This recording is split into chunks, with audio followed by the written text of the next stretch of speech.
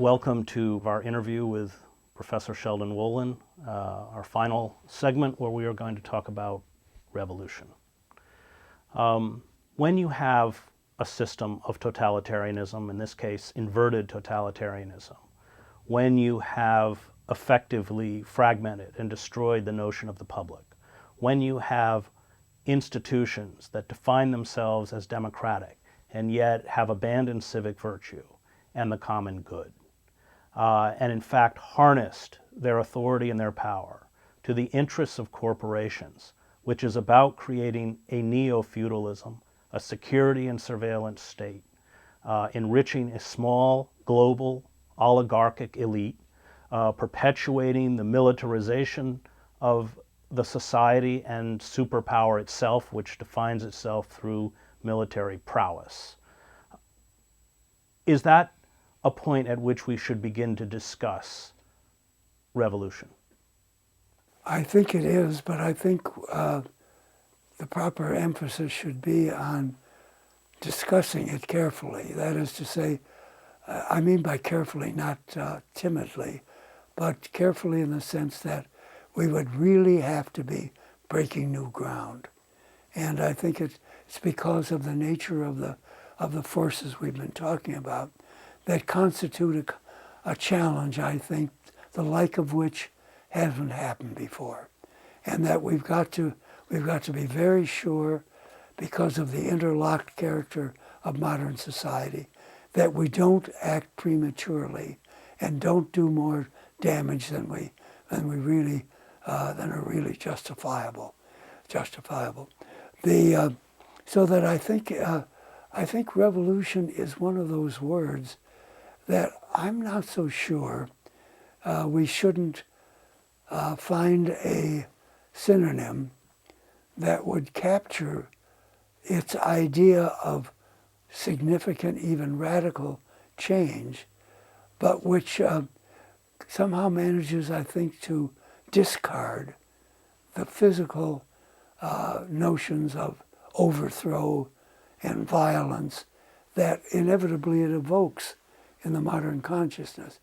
And I don't have a solution to that, but I think that's required. I think the idea of revolution simply carries too much baggage, and the result of that is you're forced to fight all sorts of rearguard actions to say what you didn't mean because of the overtones and implications that revolution seems to have to the modern ear.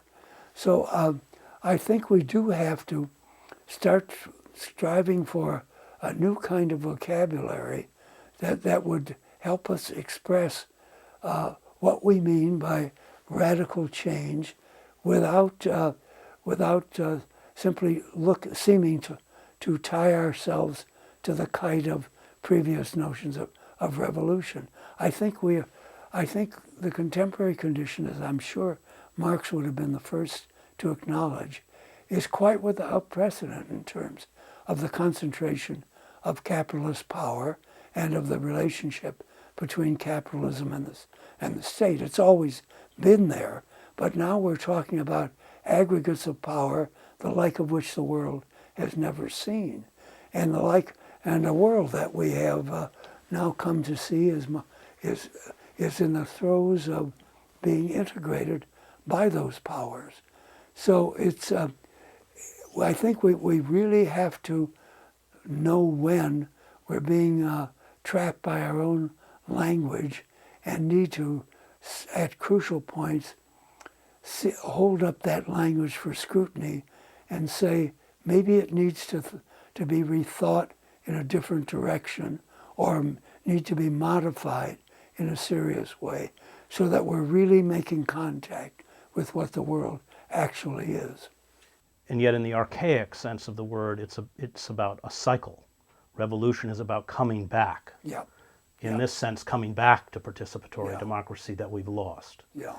And the popular notion of revolution, which you correctly point out, does not bear much resemblance to the historical reality of revolutions, in the sense that most revolutions, although violence are certainly part of it, most revolutions are finally nonviolent, in the sense that you have the armed forces in the case of the Cossacks going to Petrograd, in the Paris Commune, where the National Army refuses to turn in their arms and creates the Commune in 1871 in Paris. Even in contemporary situations, such as the downfall of the Shah in Iran in 1979, and the army refuses to fight. It is about converting intellectually, morally, ethically, those within the power structure who realize its decay, its corruption, its repression, and no longer are willing to sacrifice for it. Well, I guess I'm not quite certain. I'm not quite certain in the sense that I think your formulation would rely more than I would on trying to persuade the powers that be in the structure to change course or modify their behavior and modify their beliefs. And I don't think that's possible. Or if it's possible, it's not possible on a large scale.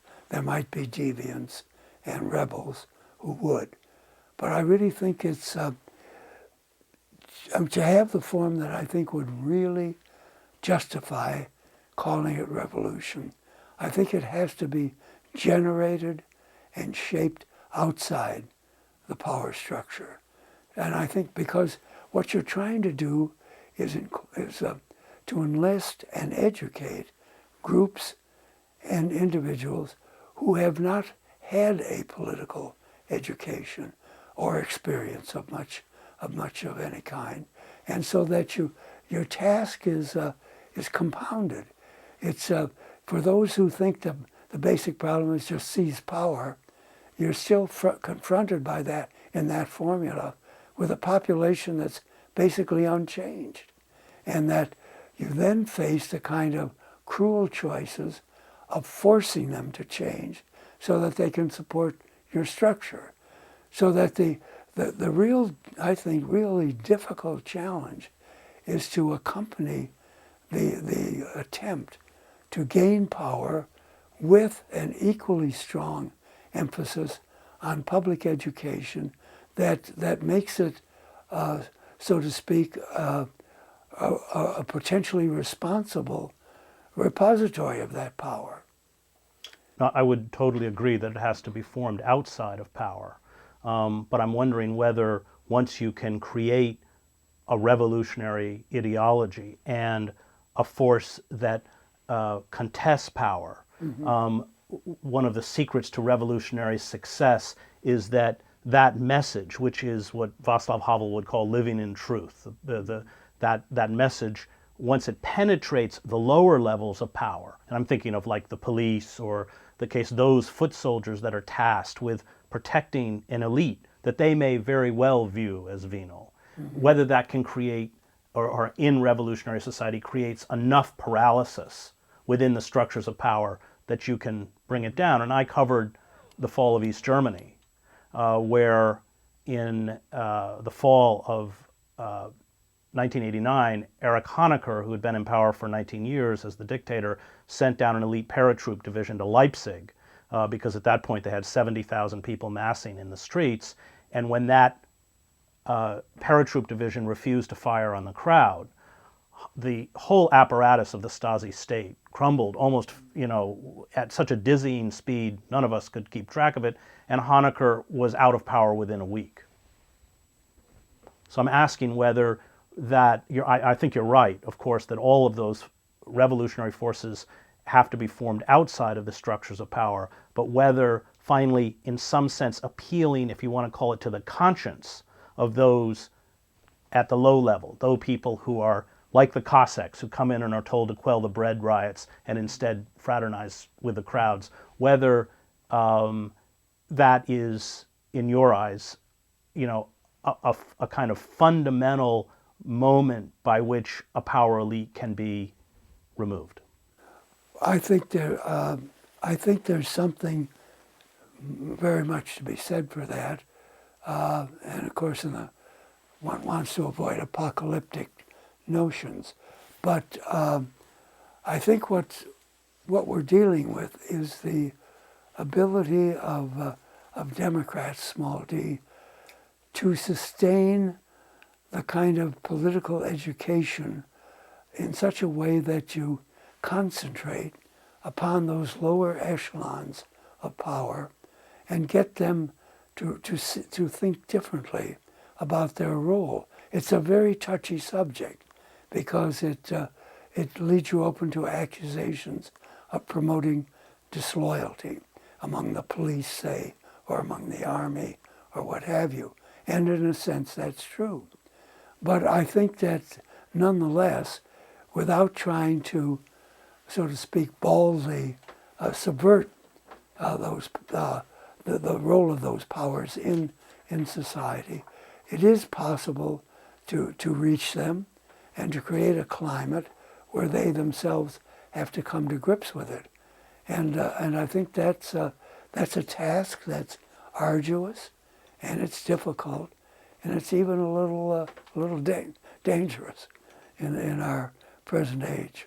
Would you, if you look at those revolutionary philosophers, and we could perhaps even include Plato, they always talk about the creation of an elite, what Lenin would call a revolutionary vanguard, Machiavelli would call his Republican conspirators, Calvin would call his saints. Do you see that as a fundamental component of revolution? Mm-hmm. To some extent I do. I would want to, of course, naturally avoid words like elite. But I do think, given the way that ordinary people become exhausted by the simple task of living, working, and trying to sustain families and neighborhoods in a way that just takes all of their energy, I do think it calls for some kind of group or class, you could even call them, who would undertake the kind of continuous political work of educating, criticizing, trying to bring pressure to bear, and working towards a revamping of political institutions. And I don't think I don't mean to imply that there should be a disconnect between that group and ordinary people.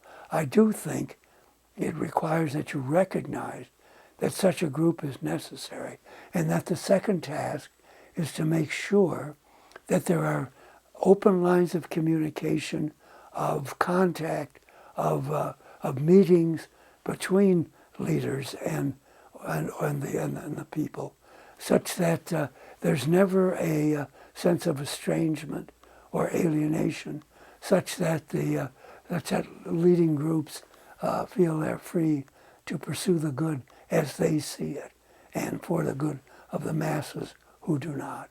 Do you worry about Bakunin's critique of the Bolsheviks, that power is the problem, and that once these people who may be very well intentioned, Trotsky would be an example, pre-revolutionary Trotsky, post-revolutionary Trotsky, at least in his writings, was very democratic. Once in power, he was Lenin's iron fist. Yeah.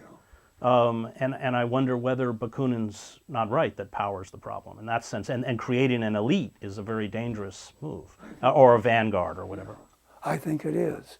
And I think that our situation's somewhat different from what Trotsky and the others faced, in the sense that there are openings in our system of governance and of public discourse that do provide an opportunity, if you're willing to work hard enough, to get dissident voices out into the public realm, and that so that the need for force, violence, and so on, it seems to me is simply unnecessary. That as long as we have, constitutional guarantees that still mean something, and that we have free forms of communication that still mean something, I think that we're obligated to to play by those rules because they do allow us to disseminate the kind of message we want to disseminate, and that the need to sort of circumvent them or so in some sense subvert them, it seems to me is self-defeating. And yet climate change has created a narrowing window of opportunity if we are going to survive as a species. And unfettered, unregulated corporate capitalism, which commodifies everything from human beings to the natural world, and this comes out of Marx, will, without any kind of constraints, and it has no self-imposed limits, it will exploit those forces until exhaustion or collapse. And we are now seeing the ecosystem itself teetering on collapse. Yeah. No, it's true. And I think, but I don't think, I don't really see any other solution than to really put your chips where an enlightened public would take a stand. And I think the problem to some extent is that there are enlightened publics in this country, but there's no concerted general movement which can profess to represent a large body of opinion that's opposed to these kind of developments you just described. And I think it's a certain lack of organization, not in the sense of following previous prescriptions of organization, but of trying to find methods whereby ordinary people and their power can be brought to bear in ways that will deter and dissuade those who are in a position to influence these decisions. Because time, as we all know, is running out. Right. And that if we continue along the same course, I'm afraid the result is not simply going to be environmental disaster. It's also going to, I think, feed in an unhealthy way. It will feed an outcry for really forceful government, right. And not in a necessarily democratic way. And yet if we don't respond, it is, in essence, collective suicide. It is indeed. Now Weber has a very bleak view in the age of bureaucracy. Yeah. And what he actually talks about the banishment of mystery. Yeah. And as a former theologian, that is really the banishment of the sacred. Nothing has an intrinsic value. Everything only has a monetary value. Weber, like Rawls, is scathing about allowing a capitalist class to even ever assume power.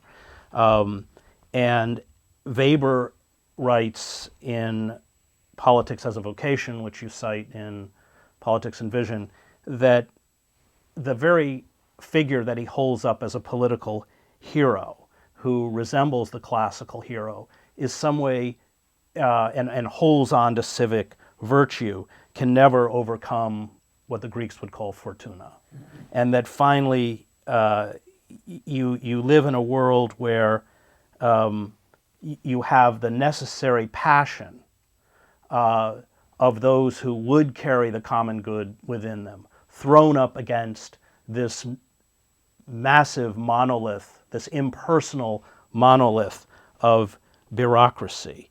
And I wonder if, and because that is the reality, a reality that in many ways Weber discovered, and he, like, I think if you go back to classical writers like Augustine, would argue, and you know Weber better than I, but would argue that in some sense, or at least my reading of it is that in some sense he's calling for those of us who care about the common good and civic virtue to stand up in the face of a very bleak reality. And again, Augustine would do this while saying that in the end you can never create the kingdom of God, the city of man, city of God.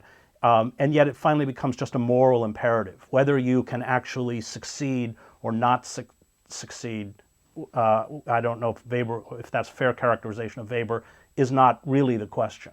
The question is, how do you retain your own moral integrity in the face of these horrifically destructive forces? And in some ways, the question is not, can we succeed? And reading Weber, I think in some ways he would say you probably can't, but that you must resist anyway. I think that's a fair reading of him. I think that that for Weber, the truly important civic virtues were just exactly the ones that would assert themselves at a time when basic institutional values were at stake and human values were at stake, and that you don't win, or you win rarely, and if you win, it's often for a very short time, and that that's why politics is a vocation for Weber. It's not an occasional undertaking that we assume every 2 years or every 4 years when there's an election. It's a constant occupation and preoccupation. And the problem, as Weber saw it, was to understand it not as a partisan kind of education in the politicians or political party sense, but as in the broad understanding of what political life should be and what is required to make it sustainable. And so that he's calling for a certain kind of understanding that's very different from what we think about when we associate political understanding with how do you vote, or what party do you support, or what cause do you support. Weber is asking us to step back and say what kind of political order and the values associated with it that it promotes are we willing to really give a lot for, including sacrifice. And I think that it's that distinction between the temporary and the transient and what's truly of more enduring significance that sets Weber off against the group he hated, the relativists. He's calling us to a life of meaning. Yeah. Which you have exemplified. Yeah. Well, thank you very much, My Professor pleasure. Wolin. It's been a tremendous honor. You have had a tremendous influence on myself and many other, Cornell West and many, many others, and not only because of the power of your intellect, but the power of your integrity.